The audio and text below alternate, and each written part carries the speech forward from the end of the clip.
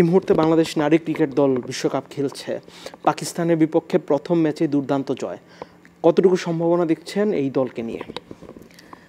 না, অবশ্যই আশা তো আমরা সবাই করি যে ভালো ক্রিকেট খেলুক এবং পাকিস্তানকে আমরা ডমিনেট করে হারিয়েছি এবং নেক্সট ম্যাচ আমাদের ইংল্যান্ডের সঙ্গে 7 তারিখে।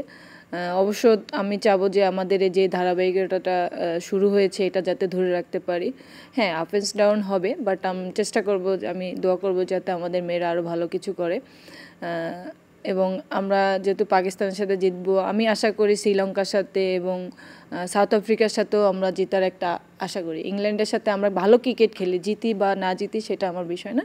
বিষয়টা হচ্ছে আমরা ভালো একটা ক্রিকেট উপহার দিতে পারি বাংলাদেশকে, এটাই দোয়া করব। শেকড় থেকে শিখরে। বাংলাদেশ যেহেতু ওডিআই ওয়ার্ল্ড কাপ খেলছে, প্রথম ম্যাচে দুর্দান্ত জয়। এই দলের সম্ভাবনা কতটুকু দেখছেন এবারের ওয়ার্ল্ড কাপে?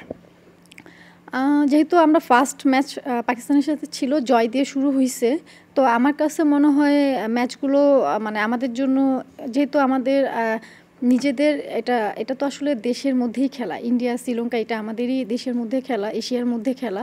তো সেক্ষেত্রে আসলে উইকেটগুলো যেটা ওরা শ্রীলঙ্কায় খেলেছে সিমিলারই এরকমই হবে।